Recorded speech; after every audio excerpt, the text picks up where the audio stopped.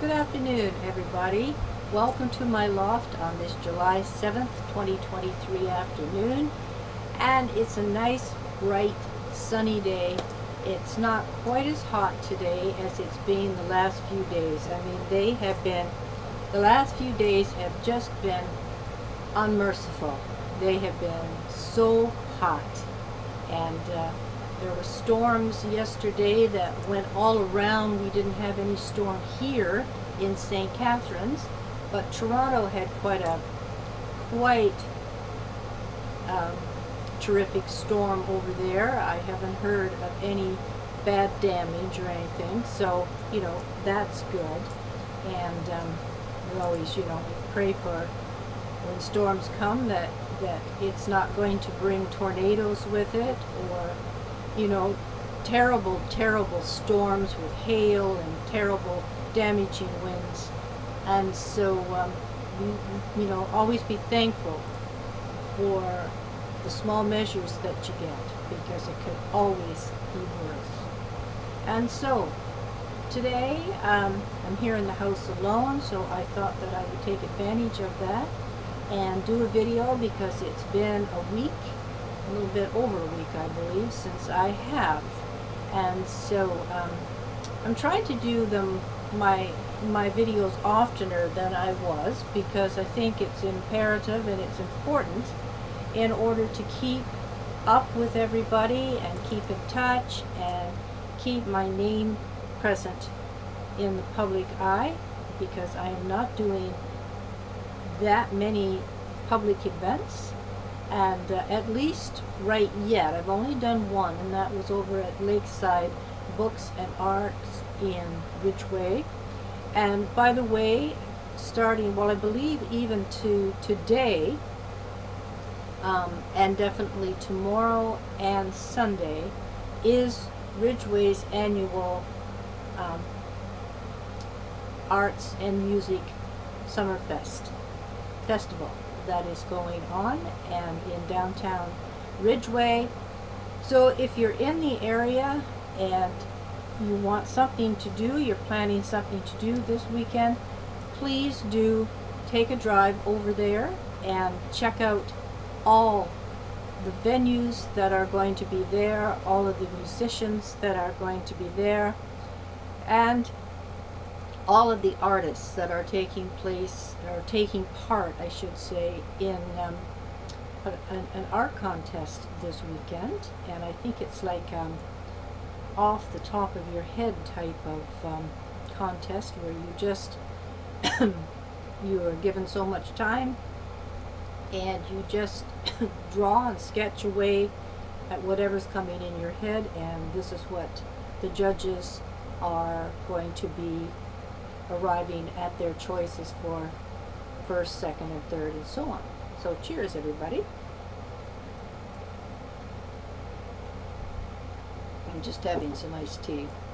I make my own iced tea. This is just made from black Ceylon tea with a tiny bit of sugar to cut the sharpness, and lemon in it. And I love lemon in iced tea. I really do.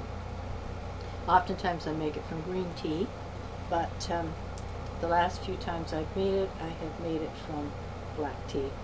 And so very, very simple, straightforward recipe. Nothing to, pull your hair out about what am I supposed to do, how am I supposed to make this. It's very, very straightforward. Down home country put together recipe. And so I hope if you decide to make yourself some, that you enjoy what you make. And so, as I say, I'm home alone here in the house. Now that school is finished, I have to work sort of around when I'm going to have some quiet time, so I don't have interruptions and noise coming from the downstairs, because I hate very much to have to tell Sarah that she's got to be quiet or whatever, and the way the heat has been lately, I certainly do not want to go sending her outside. And so I'm going to take advantage of the quiet in the house and do a video and a little catch up with everybody.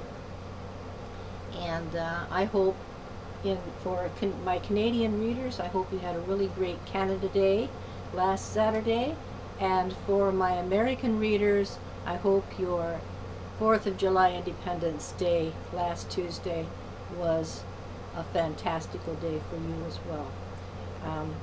I think the majority of my readers, if I was to actually take a poll and really dig into it, I think that I probably have a lot more American readers that follow my work than I do Canadian, which I don't know if that's saying much for Canada, you know, supporting their Canadian artists, but I don't know. But that seems to be, my sales usually are American, and so, but I'm thankful for whomever follows my work, whether you're Canadian, whether you're American, whether you're British, whether you're German, whether you're French, whether you're Mexican, whether you're Spanish, whether you're Russian, whether you're Japanese, whether you're Indian, you know, whether you're Chinese or anywhere in the world, Scandinavian,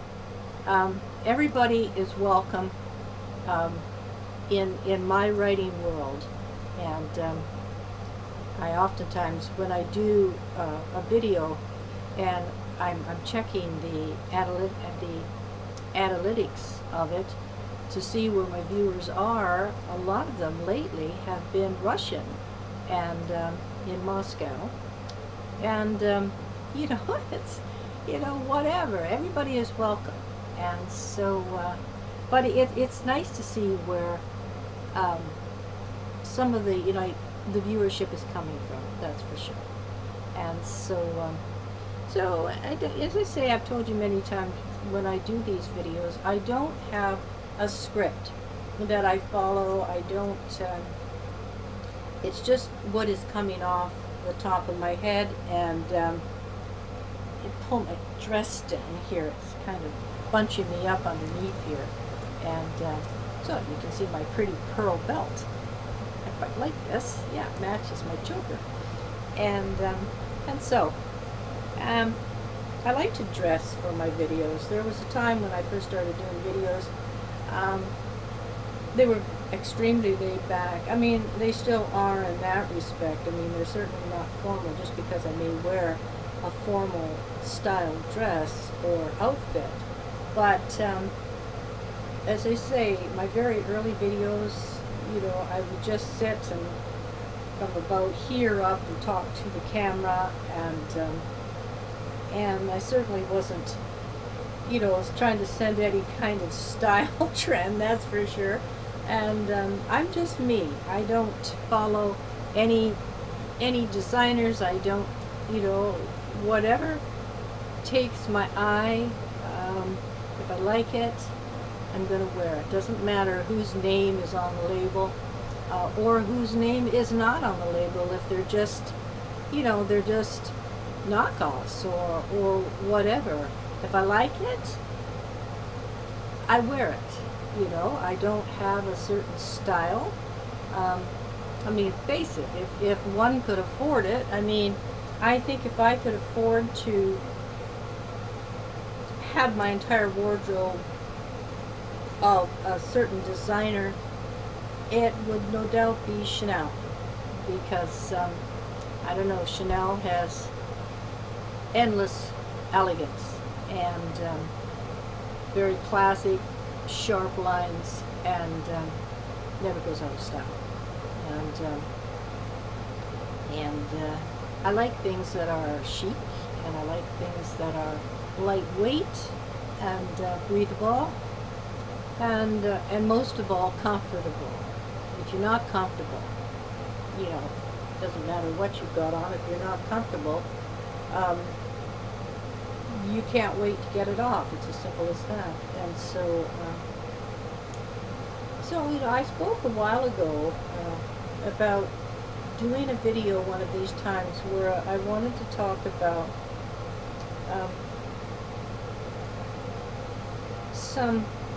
something that once happened to me that I based, that helped me base the story of Willow's Walk, and that I wrote, my novel Willow's Walk, which was my very first 5-star awarded novel. I was given a 5-star rating by Reader's Favorite Books while Willow's Walk was still in manuscript. It hadn't gone to publisher yet, and so you know, that certainly made me feel good and helped me to give you that uplift that you need, sort of that you know this is worthwhile, and I'm going to continue with it. And so, and Willow's Walk turned out to garner a lot of 5-star reviews after it came out, and it did very well. And so, but as I say, when I write, I base an awful lot of my stories and my work on my life and things that I've experienced in life, and either were good or they were bad or they were middle of the road or whatever. But as I have said, what happens to Willow in the end of the story of Willow's Walk did not happen to me. Thank God it did not happen to me. But unfortunately, it happens far too many times to women, to young women, doesn't matter the age, and sometimes even girls. I'm talking little girls. And this world is very sick in many, many ways. It is so badly in need of God, in His guidance, where so many people have turned away and have not turned back, or they've never found God. You know, they've never followed Lord Jesus, and their path has taken them down a very dark, rocky road filled with potholes, gaping holes, endless holes, quagmire, quicksand, and they get into it, and they can't get out, and they sink, and they're lost until some are just gone.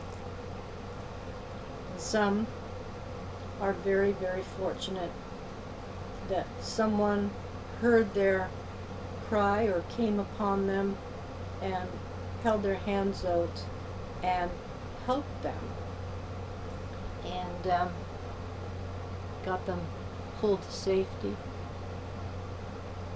got them medical care, and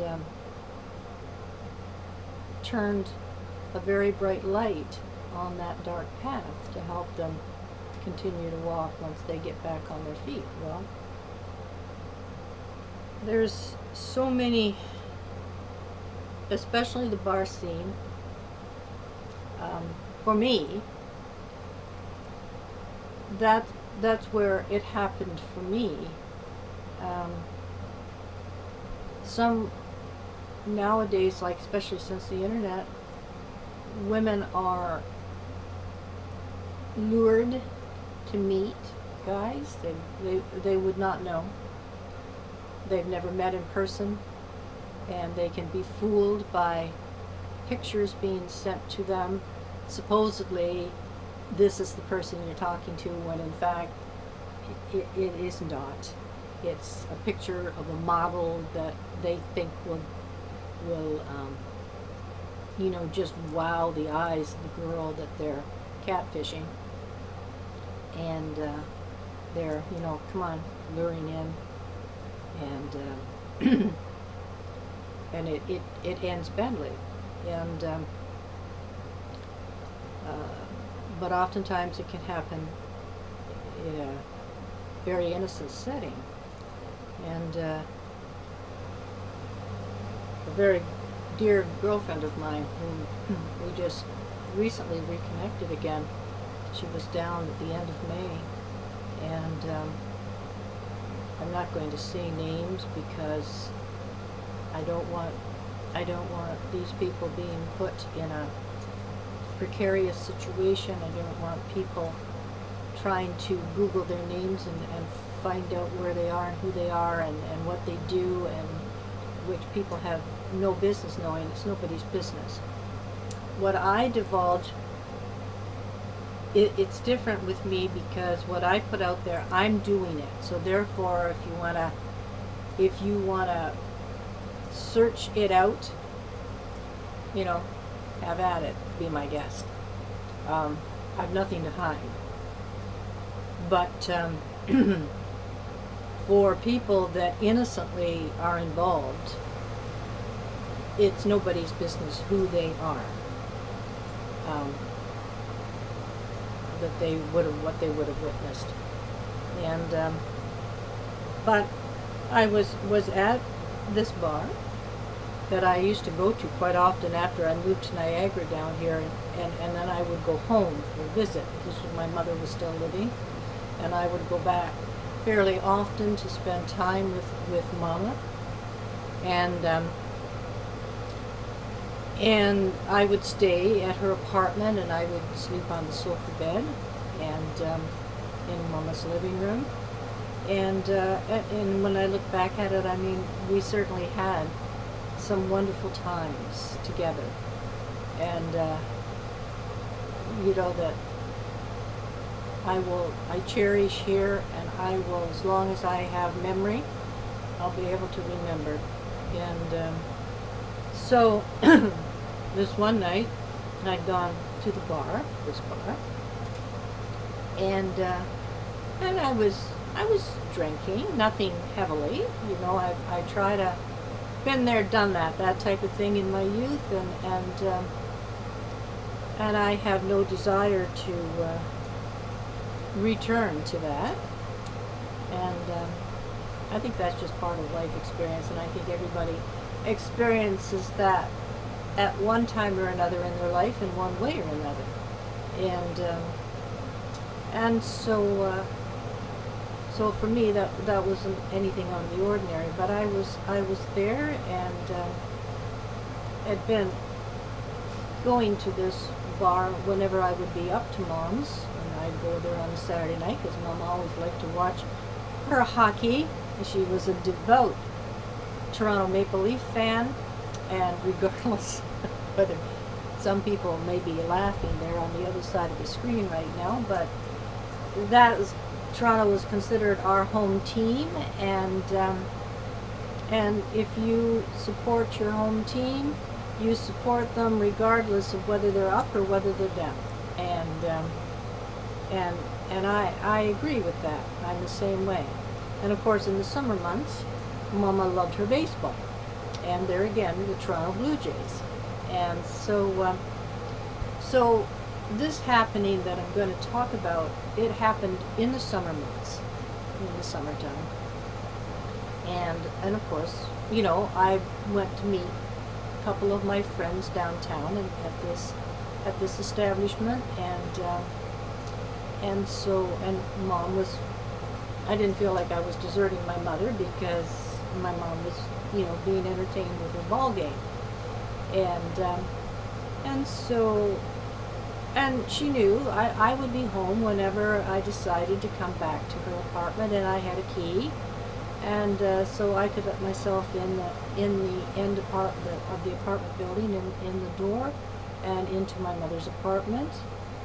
And so if I wasn't back by the time Mom was ready to go to bed, she would just would always make my bed for me. She'd pull out the sofa bed and make my bed, so that was all ready for me, and turn it down. It's just so sweet. And I used to tease her. I can remember times when I would come back and it'd be like that, and I'd tease her in the morning about where were my mints. You did the whole 9 yards of turning the bed down and everything for me and having everything ready and no mints on my pillow. She'd laugh, and she would say, well, if I want that, I may as well go to the Marriott or someplace like that. But I really appreciated everything she ever did for me, and I know that she knows that. And so anyway,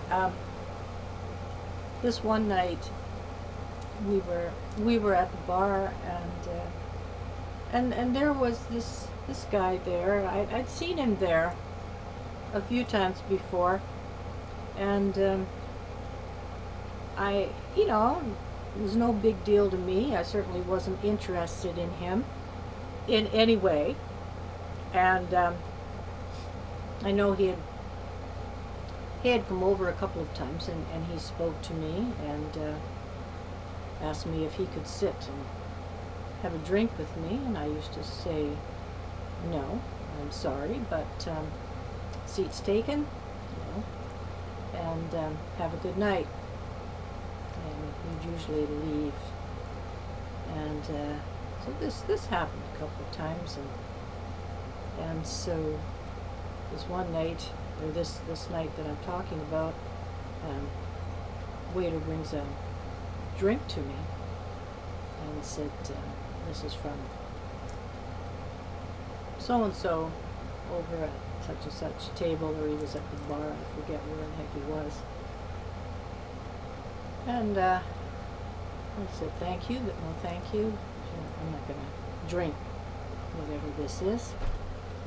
And so, anyway, so that was that, and there was karaoke happening, and I would get up the odd time and take part in it, and my girlfriend was sitting at the table. Sometimes she would come up, we'd sing together, because we at one time we sang professionally, and so so when I would get up by myself, I would leave my drink with my girlfriend, like she right with her, so she was there and watching over, because rule of thumb, and I learned this when I was in my middle teens, my late teens, and I would go to parties, something like that. You carry your drink with you at all times, regardless whether it's alcoholic or whether it's soft drink or whatever. You don't leave it unattended, because if you did, you didn't know what was going to be in it when you come back. And 9 out of 10, there would be something in it, and it wouldn't be something that would be any good for you. So that's what I would always do. Well, this night at the bar, I had got up and left my drink, and no problem. Dana was at the table, and so there was no problem. Well, then I got up 2 or 3 times on my own, and so the next time she got up with me, and of course, never even thinking, drinks at the table, there's nobody there, and you get involved in the piece that you're going to sing. And we used to do some of the songs that we became known for in the group we were in together, and so didn't think anything of it. Did our thing, did our performances, and went back and carried on with finish a drink and whatever. And people are coming and going, and you're not paying attention. 9 out of 10, you're not paying attention to who's walking around. I mean, the waiter and waitresses, they're all going about, walking about. And so later, I come back and I finish my drink, and then had an ordered another one, and slowly drinking these drinks, and I was going to sing Alana Morton, not Alana Morris. I can't think of the artist right off the top of my head. Or her song Black Velvet. Alana Miles, I believe. You can check it out if I'm not correct. And wonderful singer, she really was. She made her name in the '80s, and wonderful performer, great voice.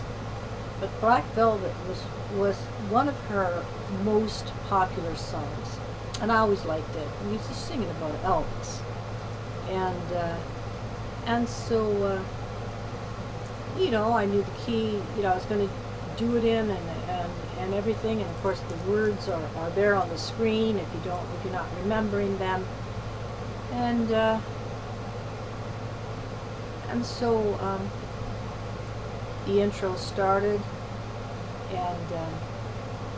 and that particular night, the guy that was looking after the karaoke, I knew him well. He was a musician as well, a great singer, and used to do. He had a cover band for Meatloaf, and he did a great rendition and performance of Meatloaf. You would swear that's who you were looking at and listening to, and so he was, as I say, he was in charge of karaoke that night, and so the intro started, and I'm standing there, and this is maybe, I would say maybe about an hour had gone by since I had finished this drink that had gotten left unattended, that we just didn't even think about, and I couldn't. I could not do the song. It just wasn't coming to me, and even though the melody is there, I just can't figure out. All of a sudden, my mind just went blank as how to begin the song. And so Joe, who was in charge of the karaoke, he came over beside me, and he just, leaned down and sang in my ear to help me get started, and I instantly felt embarrassed because, come on here, I'm supposed to know what I'm doing, and so it finally came to me, and I could get started enough, and I managed to stumble my way through the song, and I went and I sat down, and my girlfriend and I were having a kind of a chuckle about that. I mean, real professional there, and I thought, well, it is what it is. It's done. We can't go back and undo it. So therefore, it is what it is. And so I was thinking, I don't think I'm going to do any more songs tonight. Not after that, idiotic performance. And I sat there for a while, and all of a sudden I just didn't feel myself. I didn't feel sick. I just kind of felt a little disoriented, not dizzy. Things weren't moving out of shape or anything like that, but I just felt like something's not right here. And it never even dawned on me to think that there was a possibility that something got popped in my drink. And so And I looked at my watch, and I think it said something like 11 or 11:30 at night. And I mean, it was still, normally I would stay to closing at 1. At that time, this was before the bars were closing at 2. And but I said to my girlfriend, I think I'm going to call it a night. I think I'm going to go back to Mom's. And my car was parked right out in front, right on Talbot Street, right on Main Street, right in front of the bar.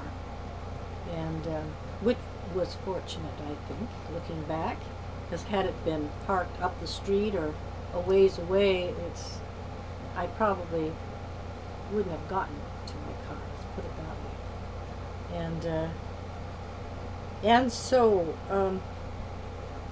I remember standing up, and I just felt like I know my feet are there, my legs are holding me, but I just kind of felt like I wasn't even in my body at this point in time. And I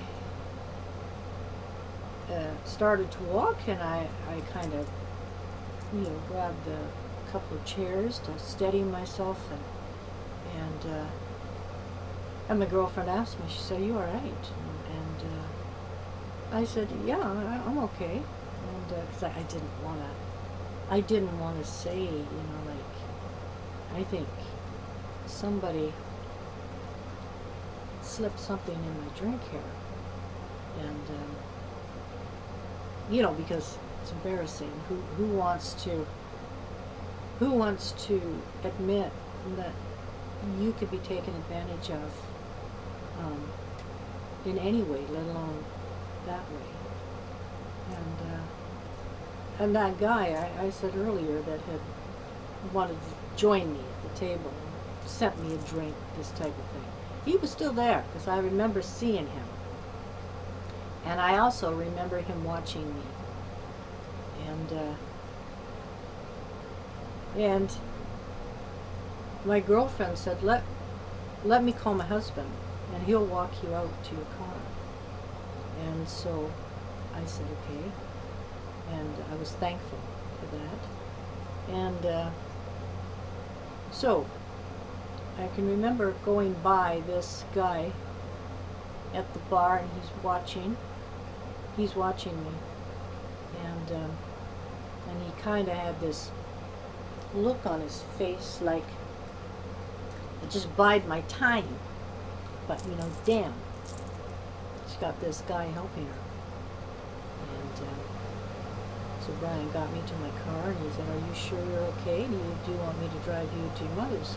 I said, "No, I can manage." I said, "Just stay here until I start my car and I get going. So make sure nobody follows me." And so Brian did that, and I drove back. It wasn't all that far I had to go to get to my mother's apartment, and I'm very thankful for that, because had I a long distance to drive, I would not have made it. And I got back to my mom's, and the more time went by, the more I felt like I wasn't even, as I can recall it, I wasn't even sleeping. I didn't feel dopey. I just didn't feel like I was even in myself, in my body. It was like I'm wherever I am, and I'm just got a hold of my body, and I'm making my body go where I need to go. And got to my mom's, parked where I always parked, went up her walkway, got the key in the lock, okay, got down to my mom's apartment, got in the apartment, And there was the bed there, and Mom didn't call out to say goodnight or anything. She must have been fully asleep, because oftentimes she would hear me come in and she'd have something to say. Did I have a good night? Whatever. But that night she didn't say. I didn't hear anything from her. I didn't even go to the bathroom. I managed to get to the bed, and I laid down, didn't undress. I just felt like my hands wouldn't work anymore. My legs couldn't hold me anymore. And I got on the bed, I laid back. Good night. It was gone, totally. And I didn't hear a thing, didn't feel a thing until, I don't know, the next day. I remember hearing my mother puttering around in her living room. She had her TV going. And when I opened my eyes, there was a sheet over me, a blanket over me. My clothes were still on. And I said something along the lines of, what time is it, or something like that. And I said, well, she says, what time you woke up? She says, it's like something like 2 or 3 in the afternoon. And she said, did you drink too much last night? And I said, I don't think I did. Like, I'd never told her what had happened. And I can remember thinking to myself, when I'm thinking, did that really happen? Was this date rape? You know, date rape drug?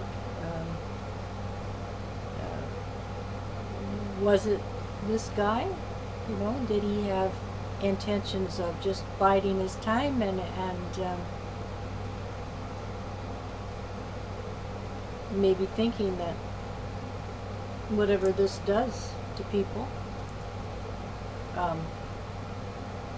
that he would be there to assist me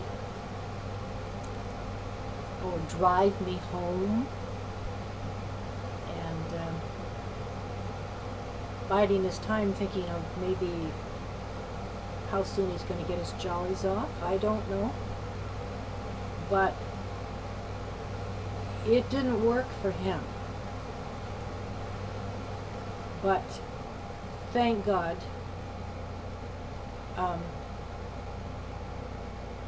God was with me, and he was guiding me, and got me back to Mom's safely, got me into her apartment, got me into bed, and looked after me. You know, kept me from, you know, it's hard to say how much stuff would have been in the drink. I don't know how much stuff it would take to become fatal. I don't know. Maybe had it worked against my system, where it poisoned me, maybe whatever.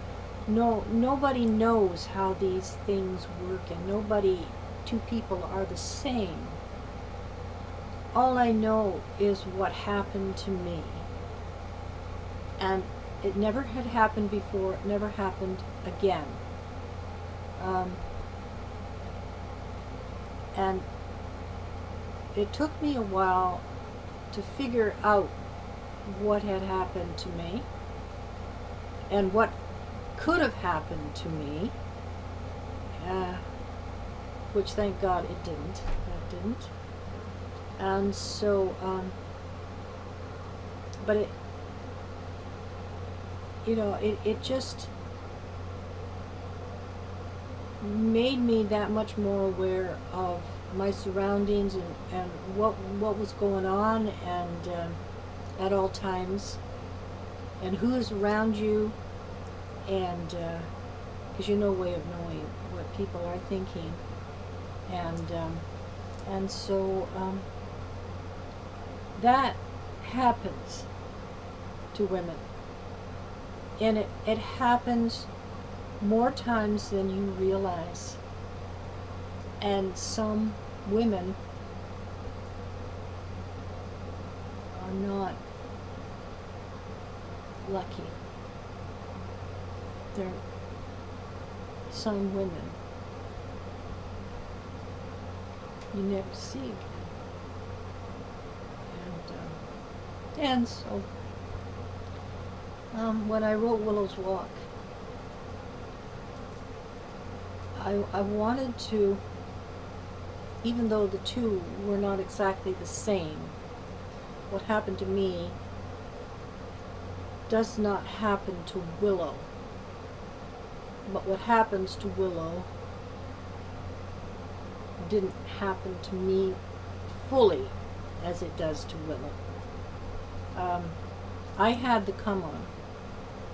I had the internet chat room going on with a guy catfishing me and sending me pictures supposedly of him. It wasn't. But he never showed up at my door, where he showed up at Willow's. And I hate to think if that had really happened, where he had shown up at my door, what would have become of that? I would like to think that he would have landed on his ass off my porch, because I have no patience for that kind of nonsense.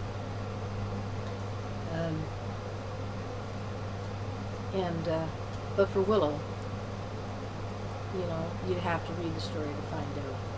I'm not going to tell you what happens to her and what happens to her at the end of the book, at the end of the story.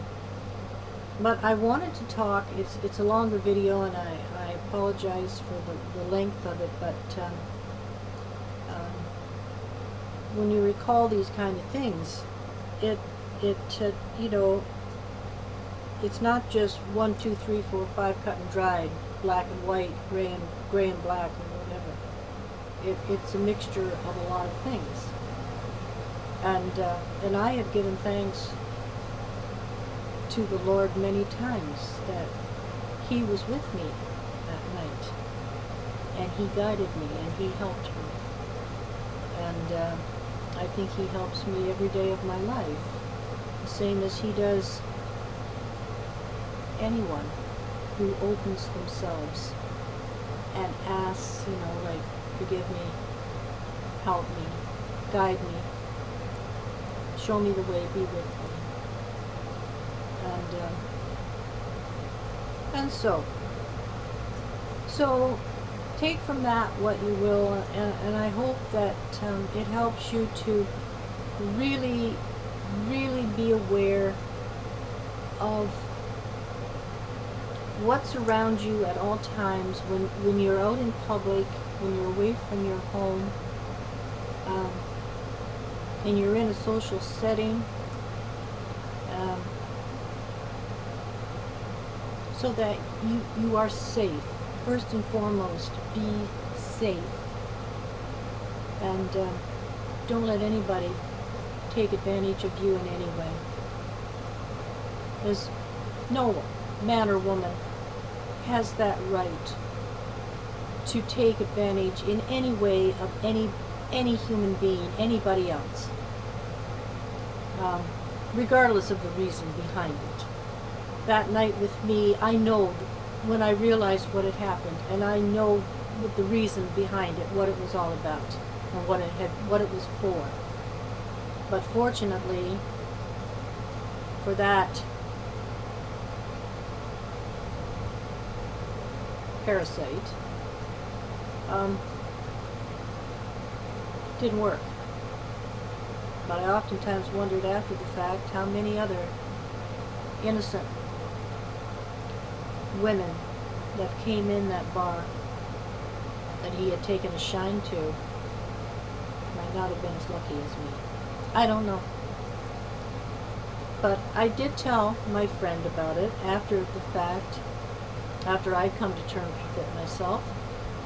I did tell her, and I didn't know the guy's name, but I did give her his description, and